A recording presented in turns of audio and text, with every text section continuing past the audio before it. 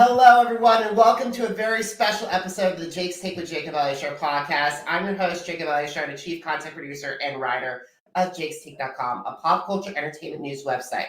Now, before we get this party underway, please like and subscribe if you're watching this on YouTube, and if you're listening to on any of our audio platforms, please give it a 5-star rating and please subscribe as well.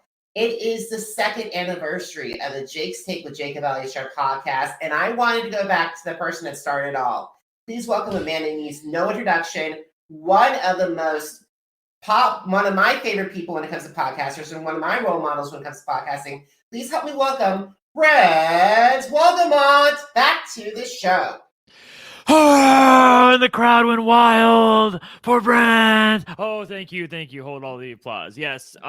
Thank you, Jake. That is quite the introduction. I really appreciate that. I enjoyed the first time that I had a chance to talk with you, and I was very honored when you asked me to come back and have a chat with you for your anniversary. Thank you so much, Brent. This podcast would not have been the same without you. This was a pilot. Brent was the very first pilot, test subject A, and now 4,000 total downloads later, and with listeners from almost 82 countries this year alone. That's great. Thank you so much for all of your support and listening. I really appreciate it, Brent. I wouldn't be here without you. So thank you so much. You are quite welcome. You're a good guy, Jake, and anything I can do to get people to listen to you is a good thing. All right, so Brent, it's been 2 years since we last spoke. So how have you grown as a podcaster? How have I grown as a podcaster? Let's see how to answer that. Just full disclosure, you sent me some of these questions ahead of time. I thought about them, but some of them, I wasn't sure. Sometimes I feel like, I need to answer it in the moment. I really need to answer off the cuff and give an authentic response. How have I grown as a podcaster? I do think that I don't get as worked up as I used to about stuff. I can still get into a tizzy. I can still rant. I remember through the middle part of Big Brother 23, I was not very happy with some people, specifically Claire and her inept play and what she was doing that week when she got the coin of destiny. But still, I think in general, I have been able to keep my temper under wraps for the most part. I have learned that social media, but here's the thing. Let me back up. I have learned the power that I have with social media. I think that it's weird sometimes when you come from nothing and, you start with, 3 Twitter followers. And when you slowly grind your way up to 16,000 and change, you sometimes don't notice the changes along the way and the power that your platform possesses. So when you say something and speak it out into the universe, it has a different ring during, Big Brother 23 than it had during, Big Brother 17 and 600 people were following me. There's just an innate difference. So I think I've had to be a little bit more responsible with what I have said on social media. Anything that I put out there, I know I'm going to get blowback from, especially if I deliver some sort of hot take or something. And I have to be able to take the consequences for that. So I own that, and I understand that. And I believe in God, you gave one of the best hot takes I have, and anywhere in reality TV, one of the best. Well, thank you. Do you anything in particular that you want to share? Do you remember any of my particular hot takes that just made you LOL or roll off the screen, or is it just my general? You're general, my friend. Yes. Because the thing is, I realized as well that Big Brother has been like a drug for me. It is almost like a drug. It's almost was like a drug for that. I had to get out of it because America's Got Talent, on the other hand, has been like my true passion, and Big Brother has been like an ex-lover. That has been like an ex-lover. So okay. I was quiet this season. Okay, cool. Well, I was not quiet this season. I definitely had some things to say, but we can get into it because I know we're going to talk about Big Brother 23 is going to come up and the history making aspect of that show that it was and everything great that happened in the middle of that. So yes, we can talk. We can talk about anything. All right. Let's get started because the last time we spoke, we finished Big Brother 21, which was a basket case. Yes, it was. And then we got Big Brother 22, which really destroyed Twitter. And now we have Big Brother 23 that actually was groundbreaking, as you said. So in your humble opinion, what were some of the similarities and differences between Big Brother 22 and Big Brother 23, even though they're on Big Brother? Well, I think, even though this was a history-making season in Big Brother 23, I think anybody can fairly acknowledge that in many ways, it was no different than any other season. It was a steamroll to the end by the major power broker alliance in the house that nobody else had a fucking clue was there. I mean, that's exactly what happened in All Stars. People didn't understand who was working together in the committee. They steamrolled to the end. Eventually, some people started playing self-serving and started playing for themselves and took out some people that they needed to take out. Tyler obviously fell by the wayside earlier than, I think he probably expected to. And then Cody ended up winning in a landslide, in a unanimous vote. And then you fast forward to this season, and you have a major alliance nobody knows of, steamrolls along the way. Some people started playing a little more self-interestedly than other people. Xavier, I feel like, started playing more self-interestedly. I know they said Tiffany did, but I don't really feel like she did. I feel like she was trying to play self-interestedly within the confines of the Cookout, which to me was totally acceptable. And it should have been acceptable to the men at the Cookout. And I think they've now realized that because they've been backtracking on social media ever since they realized how all the blowback that they were getting on Twitter. But like I said, in many ways, it wasn't any different than any other season. You have an alliance that nobody knows of, that nobody thinks is there, that goes all the way to the end. The difference with this season was twofold. Obviously, it was an alliance that produced the first Black winner in Big Brother history, in Big Brother proper history. I'm not talking about Celebrity Big Brother, obviously Big Brother USA. In 23 seasons, never had a Black winner, finally had one. And that's great because there's been a lot of historical racism that the show has shown us and we've had to live through. So that is something that we can celebrate. And obviously the fact that the final 6 were all Black African Americans, that's a redundant term. Sorry, I don't mean to say it like that. African Americans who made it to the end of the show, all working together for the common good of the cause. That is something we have never seen before because every other alliance in the history of Big Brother has always been about, well, yeah, I'm working together with this alliance, but it's about me at the end of the day. But this was the first alliance of 6 people that I saw that, for better, for worse, there were a few hiccups along the way, maybe at 8 and 7. I think Xavier was talking about getting rid of Tiffany before Alyssa, but, fortunately, he never got a chance to do that. I feel like that most of the time, most of the people got it right for their cause. Now, would I have done that? No, but you know what? I'm a person of privilege. I'm a white man, so I don't get a chance to say anything about that. They decided that that's what they want to do. And they want to get the 6 of them to the end to produce the first Black winner of Big Brother. And they fucking did it. And that is amazing. It was heartbreaking for those of us on the outside because we could see where the train was going, that if they followed this way of working for the cause and the mission, that Tiffany and Hannah were probably going to get the short shrift and that Xavier was probably going to run it to the end. And finally, I think at the final 8, we were like, when Alyssa won the veto at the final 8 and Tiffany had to put Claire up, that's where I saw the tweets of like, wow, so Xavier's really going to win this thing, huh? And sure enough, he did. He did it. And good for him. Good for him. Good for him. All I got to say about that is good for him. So now now that the Big Brother 23 cast have been out of the house for a while and are back on social media, which, by the way, I think they did a great job with Big Brother 23.5, thanks to Todrick Hall.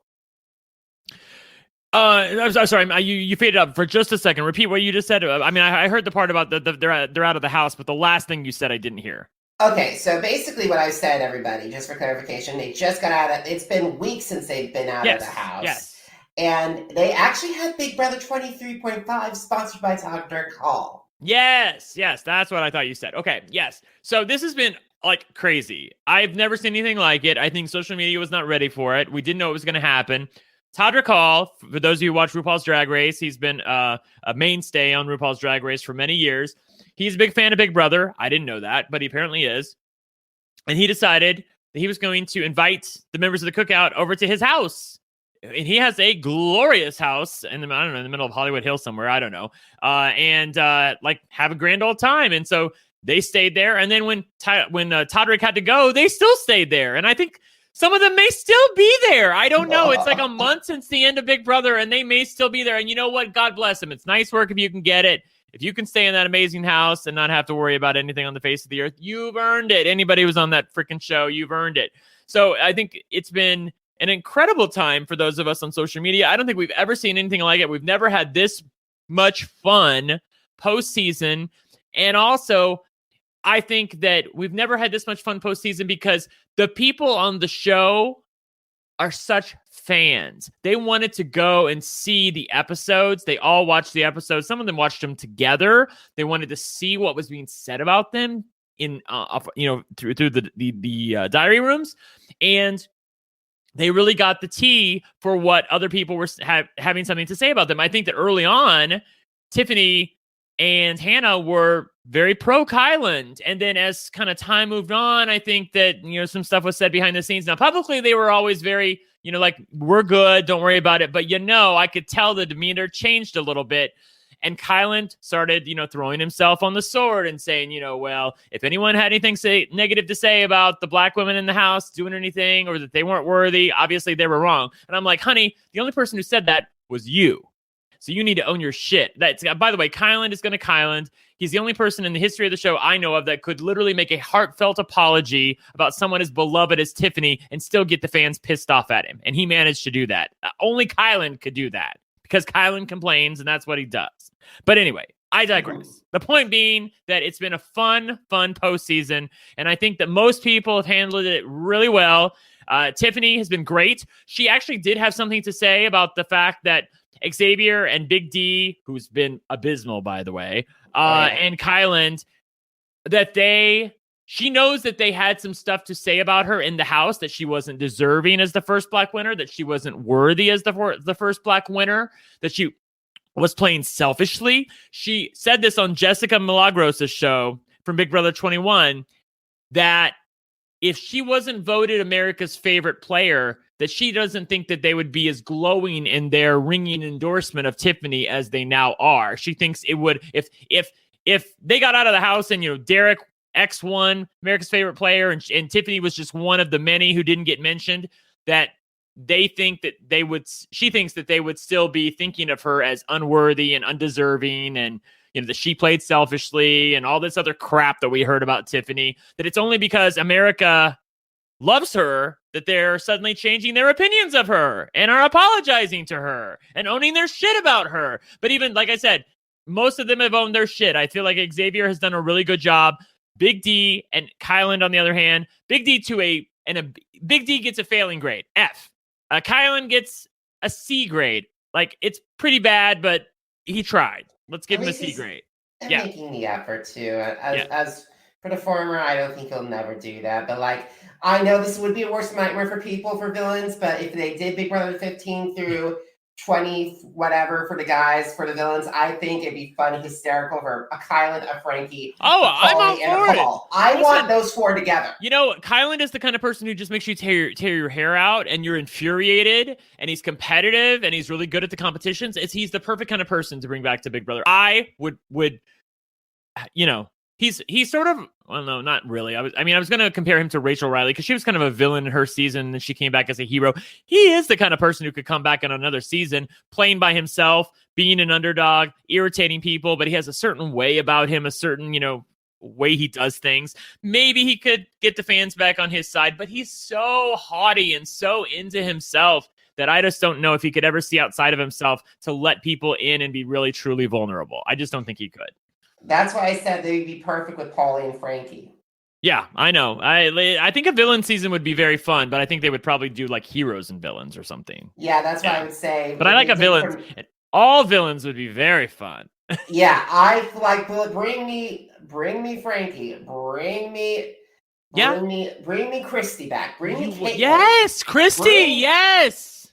Bring me some and bring me Tiffany back. Or, oh, by the way, if they throw a celebrity in their villain, Omarosa. Bring me Lady O. She was fabulous. I just watched her HOH win a couple weeks ago from the double eviction in Celebrity Big Brother 1, where she was going to be evicted, and then she won HOH, and then she put up Ross and Melissa, and it was glorious. Of course, Ross won the veto, and then Chuck went home. But whatever.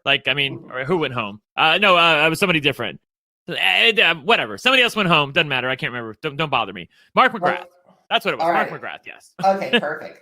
Speaking of Celebrity Big Brother, I am thrilled. I am thrilled about Celebrity Big Brother coming back this winter. So who do you hope that the producers bring on board to join the cast? Well, I think we're always hoping for New York. We want Tiffany Pollard. Yeah. Yes. We want her to be on Big Brother because she would be amazing. We've seen her on like other reality shows before. I think she was on like Celebrity or Big Brother UK or something like that. We want her to be on this version of Big Brother.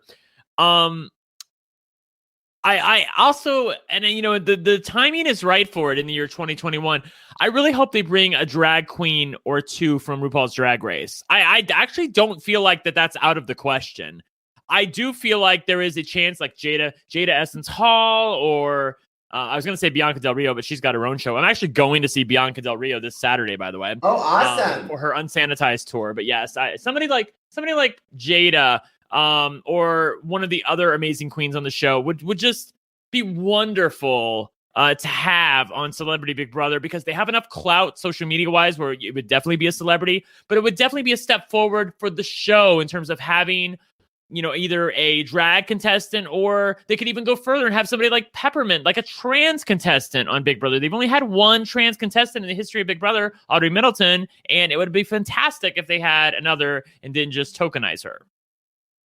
I agree. I was thinking because I think this would be perfect to capitalize because people who've been related or have dated or have had history with past people, like I'm looking at Cara Maria Sorbello, Pauly Calafiori's Fort Love, and Cody and potential sister-in-law to Cody Calafiori, and then you also have Johnny Bananas, Morgan Willett's ex-lover.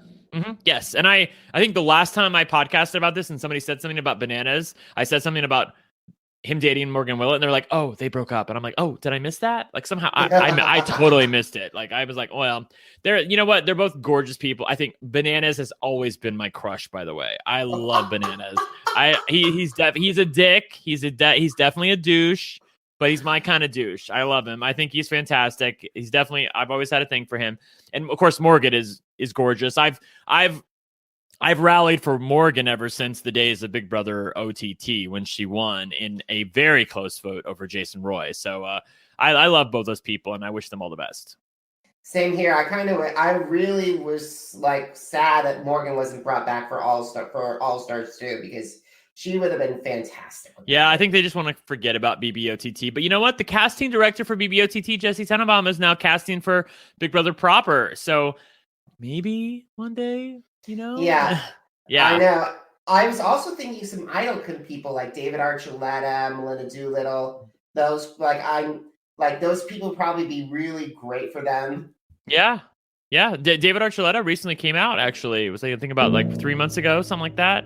Of course, you know, he's one of those people like, you know, I hear like, oh, David Archuleta came out and I'm like, okay, we've been new, you know, kind of thing. But, you know, I mean, that's a shady thing to say. The really proper thing to say is like, you know what? Good for you. You came out in your own time and he did. So there you go. And I was also thinking Clay Aiken as well, because I think he came so close on Celebrity Apprentice. So I think it'd be great to him. And Idol. Yeah, he got second place on Idol too. Yeah. I would love to see him be a cutthroat on this show. And then also another person that popped up into my mind, Lisa Rinna. Lisa Rinna would be fantastic. Yes, I love her. And she started with Dancing with the Stars too. Yes. Because of dancing, it's where we got her to Real Housewives.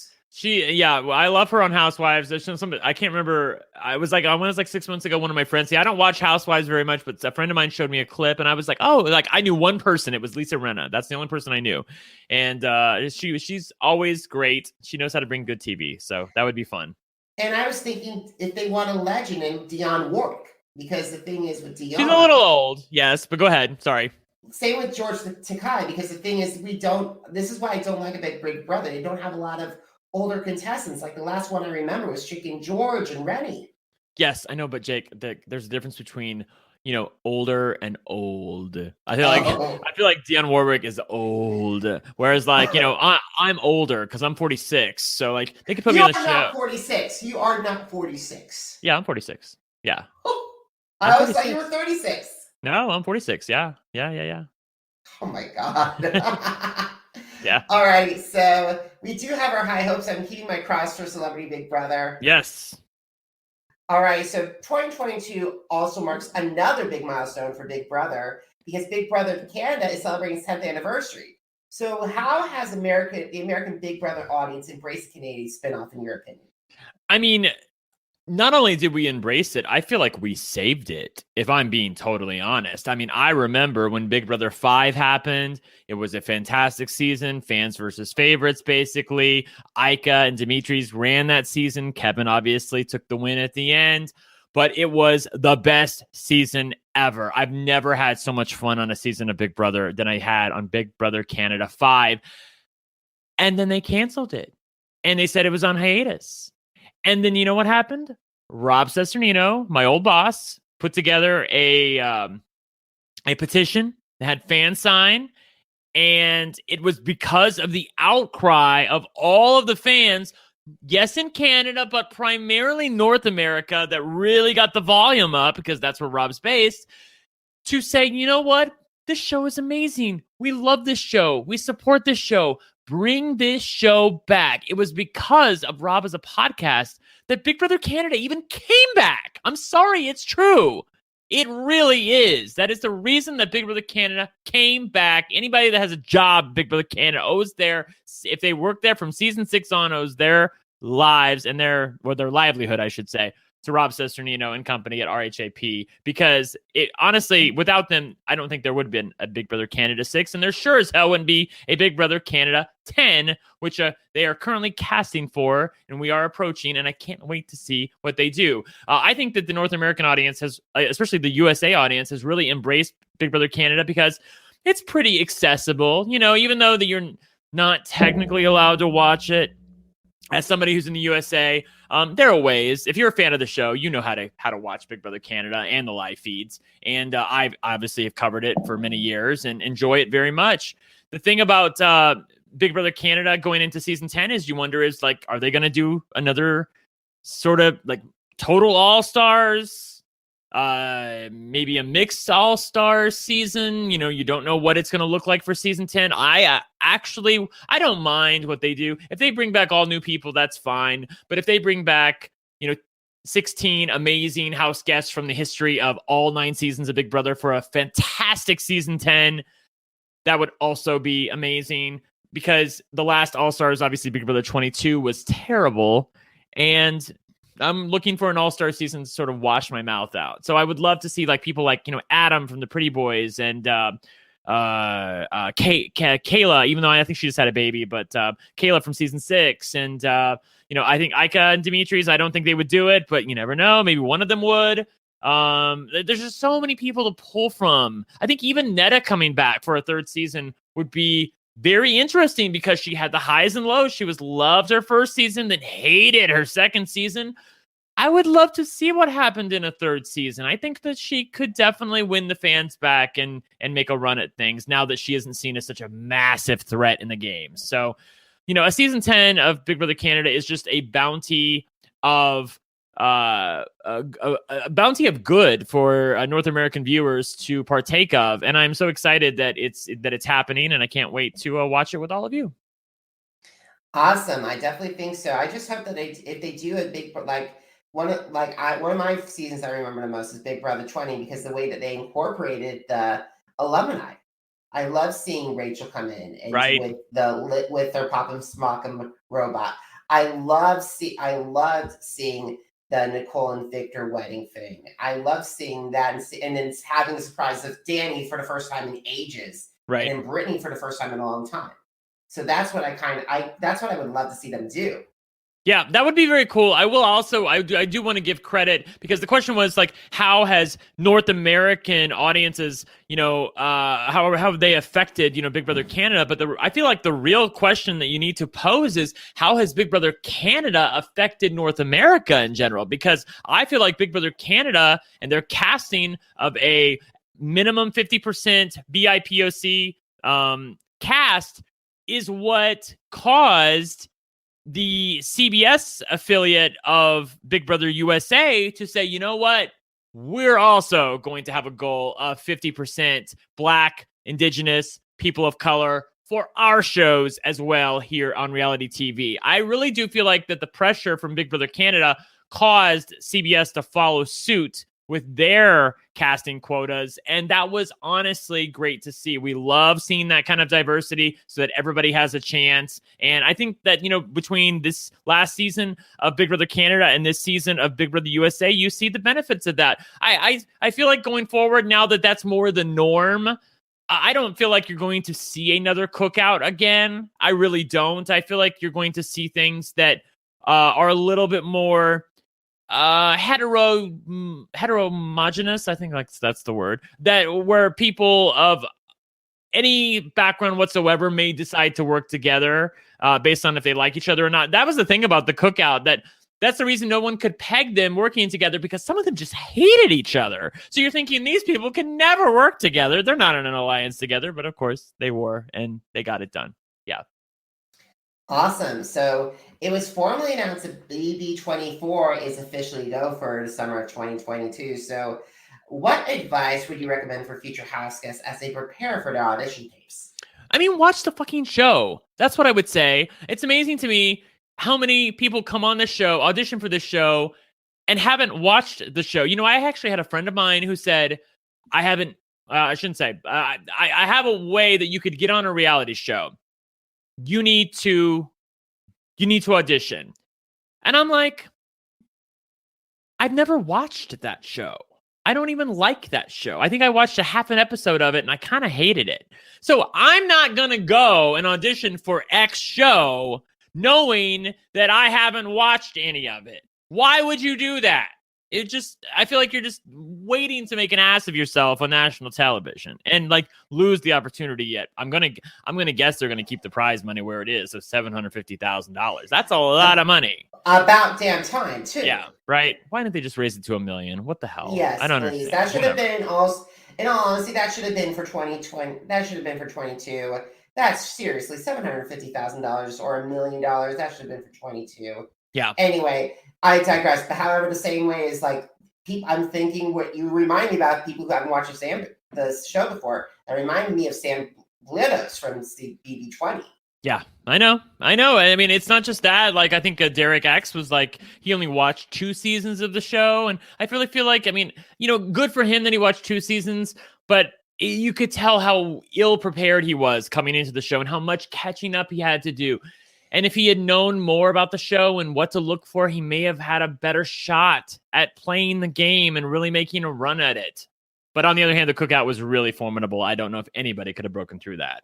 Yeah, a lot of people said it reminded them about Paul Big Brother 18 as well. Yeah, I think that's a good comparison. I think that they were both good at learning on the job, but invariably you're going to fall short when you're doing that. Yeah, that's correct. Either a 2-time house guest or somebody that knows the game like the back of their heads. Yeah. All right. So recently, while we're on the subject about social media and longtime TV shows, another show that's with CBS is celebrating a big anniversary this year, and that is The Price is Right. So recently, a couple of weeks ago on social media, you released a clip on Twitter from your appearance on The Price is Right with Mr. Bob Barker himself. So why did you decide it was time to reveal the clip? Well, I mean, you, Jake, may have been living under a rock, but I feel like everyone has known that I've been on The Price is Right for years. So here, this is the chain of events. My tape and my appearance on The Price is Right has been on YouTube for the past 15 years. I've talked about it on RHAP. We had a game show podcast on RHAP back when I was with RHAP, and we talked about my appearance on The Price is Right, this other girl's appearance on Millionaire or Jeopardy, I feel like. And then we've done other things. It's come up before, but it doesn't come up in natural conversation about Big Brother. So I feel like, if you missed those podcasts, maybe you just didn't hear the references along the way. And then Kyland, somebody started posting his appearance on The Price is Right, and he lost his pricing game. And of course, nobody's feeling Kyland at the moment. So I posted winning my pricing game when I was on The Price is Right. Now, granted, I had what I believe is a easier game to win with cliffhangers, and I think Kyland had double price tags, which is a 50-50 shot, basically. So, I mean, obviously, I had it easier, but I wasn't going to tell people that. I just posted the clip and I said, Kyland, bitch, this is how you do it. This is how you win a game. And then the response was unbelievable. And I was like, kind of like dumbfounded, like, do you all not know that I was on The Price is Right? Apparently not. And I'm like, well, I am sorry, my friend. I had to raise my hand and say, I'm sorry. When I saw that, I went, wow. Yeah. I was on The Price is Right when I got out of the military in 2002. Active duty, I should say. So, when I got off of active duty, I wanted to take my parents out to California. We want to do some other things, see Hollywood Hills, go to Beverly Hills, go to Hollywood, blah, blah, blah. We'll do the Walk of Fame. But we also wanted to go to The Price is Right. We always wanted to do that. And we went, and lo and behold, my crazy ass got picked to come up on stage because, I'm a nutcase. So they decided to have a good time with me. I was obviously a big fan of the show and told Bob what a big fan I was. Bob was very impressed. And the one thing I remember about Bob Barker at that time, because I think he was like 84 or something when I was on the show, and his face was very tight.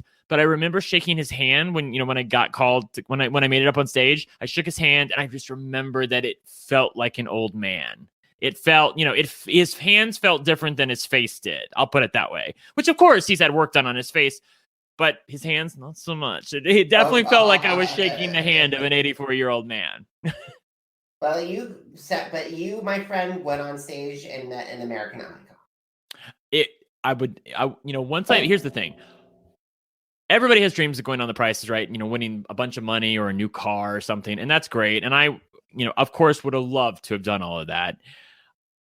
Once I got out of Contestants Row, and I got out of Contestants Row in the last fucking bid. That was the last chance. If I didn't win that bid, I would have been stuck in Contestants Row. And at the time, they've changed the rules since, but at the time, if you didn't get out of Contestants Row, it was like you were a contestant on the show. They still counted that. So I would never have been able to get onto The Price is Right ever again. Wow. Yeah. Now, like I said, since Drew Carey started, they've changed the rules. But at the time with Bob Barker, they said if you got called down to Contestants Row, you're on the show, even though you didn't make it up on stage. And so if you don't get out of Contestants Row, that's on you. So I had one chance to get out of Contestants Row after I initially got called to come on down. I did it. This lady bid $1. She thought she was the last contestant. I bid $2. I fucked her, got up on stage, got cliffhangers. I got to play for a dining room set and gold and platinum dinnerware, which served me well. I still have both. Actually, I'm moving right now. I think I told you I'm in the middle of a move. I'm doing a garage sale, and so I'm selling all of that stuff because I'm moving to a much smaller place. I'm keeping a lot of stuff, but I'm selling the gold and platinum dinnerware and the kitchen table and hutch or whatever that I won because I just don't have the room for it anymore. So it was a great experience, but like I said, like you said, meeting an American icon like Bob Barker was everything. I once I got on stage, I didn't care what happened anymore. I mean, I wanted to win the game just to make Bob happy. I didn't give a shit that I won, a dining room set and some china. You know what I mean? Like it was all about Bob. I just wanted to have fun with Bob and live out my dream of being on The Price is Right. And I got it. I won my game and it was a lot of fun. Awesome. So we got to start writing down our conversation. So you've been in the podcast industry for several years now. So where do you see reality TV podcasting go next? The sky's the limit, really. I mean, I feel like that people love podcasts. It's something easy to listen to, especially when you're in your car. A lot of people commute to their jobs. Obviously less now with COVID, but even during the day when you're kind of mulling about your house, everybody has AirPods, even though mine are currently charging, which is why I'm using these wire ones.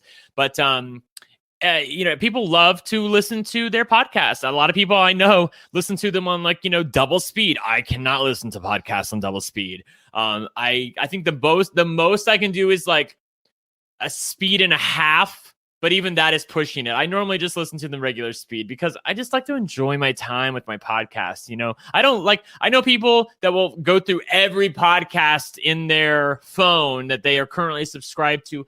I just kind of pick and choose the ones that I want to listen to. That's kind of how I am. So I think that the sky's the limit when it comes to podcasting. And the old adage is that it's harder to keep a podcast going than it is to start a podcast, because anybody can start a podcast, but it's really hard to keep it going. A lot of people have encouraged me to start my own podcast. Obviously, I stopped working for RHAP earlier this year, and a lot of people reached out to me and were like, you should really start your own podcast. I would listen to you. And I'm like, Thank you. I have no doubt that you would listen to me, but it's hard to start a podcast. I give Sesternino and anybody else who's a main podcaster all of the credit in the world, because starting a podcast from the ground up is a really tough endeavor.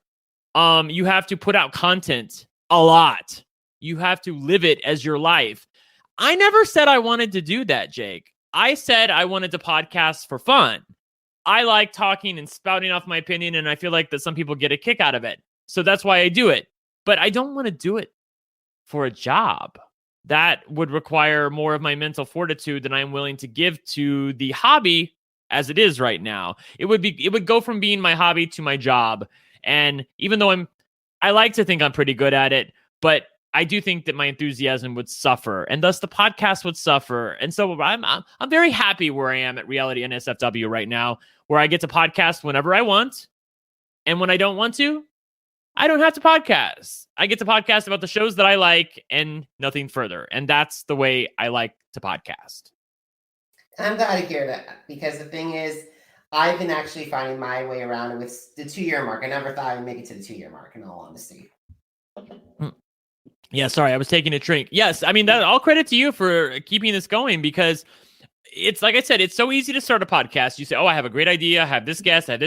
But to keep it going, month after month, year after year, put out content that people want to listen to, get people to be loyal to you, to listen to your stuff, to not repeat yourself. It's difficult. It's really hard. And I do feel like if I was podcasting 7-8 times a week with, a bunch of different shows or whatever, I feel like I'd start to repeat myself. I mean, I'm only one man. So I feel like that.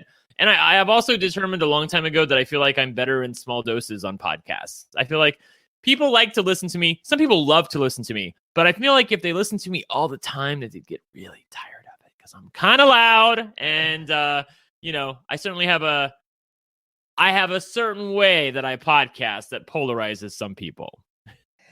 But that's what makes you unique, my friend. And that's why people have an opinion of you. Because the thing is the way that you stand out from amongst the crowd. Yeah, thank you.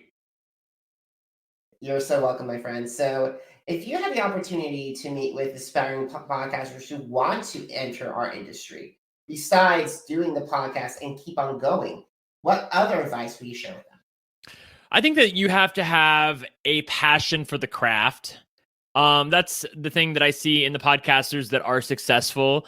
They absolutely love what they do. They would not want to be doing anything else. It's what they live and breathe. They absolutely love it. If you are doing a podcast for a quick buck, or to get some fame, or to get noticed, or to get your opinion out there, honey, hang it up. It ain't going to work. The fans are going to sniff it out. You're not going to be successful. It's going to be like you're going to fall flat on your face. Because I feel like that the people that are successful because the fans come back to them time and time again. You want people to be loyal to you, to know that, hey, after every episode, you're there. People know that after every episode of Big Brother, I'm there with Bobby on Wednesday nights on Reality NSFW. If you want your rant, you come to me. Now, if you want more measured talk, there are other places you can go. But if you are outraged about what the fuck happened on Big Brother, you come to me. That's what people know, that I'm there on Wednesday nights. And I like it that way. So that's what I would say to aspiring podcasters. Your passion has to be there, number one. Make sure you're doing podcasting for the right reasons. And take a hard look at yourself. It's not wrong to say, hey, I was thinking about starting a podcast, but I decided that, maybe I wasn't doing it for the right reasons, or maybe it wasn't going to work out. There's no shame in that. Like, just there are plenty of podcasters in the world. We don't need another one if your heart isn't in it. Great advice, my friend. Thank you. Great advice. Alrighty, so where can my audience find you? Find your podcast, find you on social media? Well, you can always find me at One Lucky Gay. That's one spelled out ONE. It's right under here, actually, on the video version of this podcast. I am, like I said, currently podcasting for Reality NSFW. That's Jonny Fairplay's network, and he gives me fair reign to do whatever I want with regard to Big Brother. I have chosen to podcast on Wednesday nights because that works with my work schedule. I still haven't decided if I'm going to podcast about Celebrity Big Brother. I feel like invariably I'm going to get drawn into it because Celebrity Big Brother is always really good.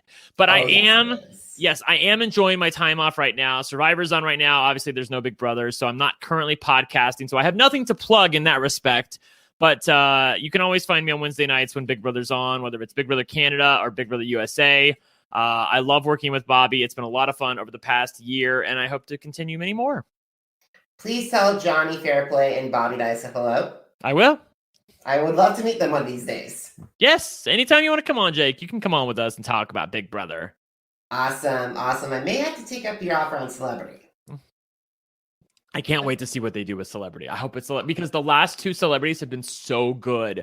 Like they've both been really, really good with people who are so fucking competitive and they wanted it. Like, I mean, that's what you want out of you don't want celebrities who don't give a shit. You want people that are in it to win it. That you want people who want the money. You know what I mean?